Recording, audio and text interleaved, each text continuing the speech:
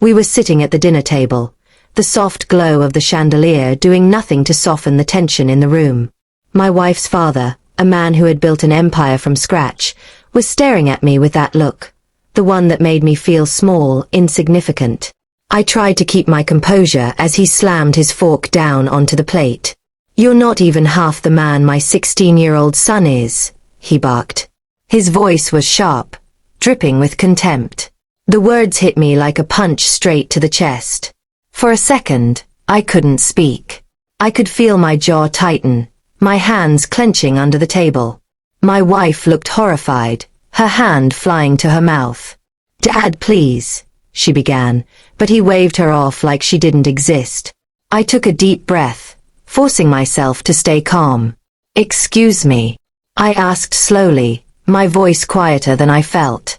"Did you just compare me to your son? A 16-year-old boy?" "Yes," he said flatly.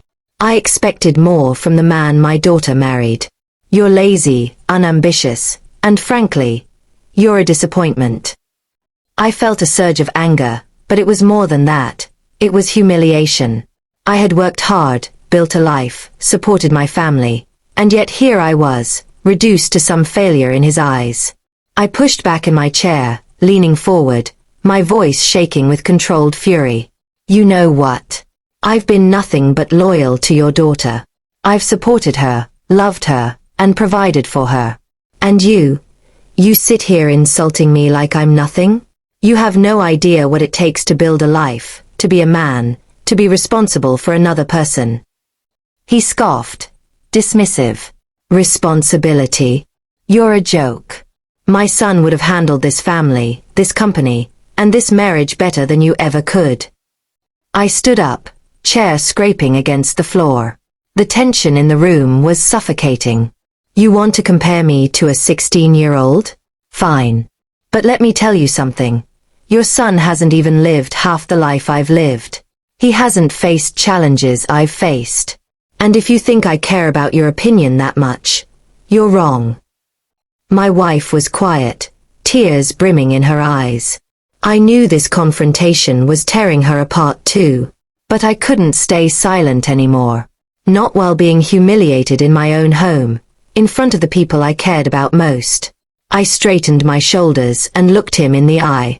"I may not be the man you wanted me to be, but I am the man your daughter chose. And if you can't respect that, that's on you, not me." The room went silent. For the first time, he didn't have a sharp reply. I could see the surprise in his eyes, maybe even the tiniest bit of grudging respect, or at least the realization that I wasn't going to back down. I sat back down slowly, my hands still trembling slightly.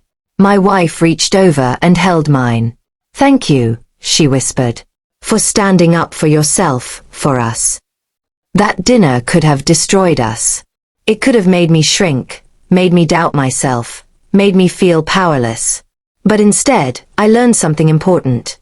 Being a man isn't about wealth, titles, or meeting someone else's impossible standards. It's about integrity, courage, and standing up for yourself and the people you love, even when the odds are stacked against you." By the end of the night, her father didn't say another word. But I felt something shift. I wasn't broken. I wasn't defeated. And the man I was, real, flawed, but true, was exactly who I needed to be.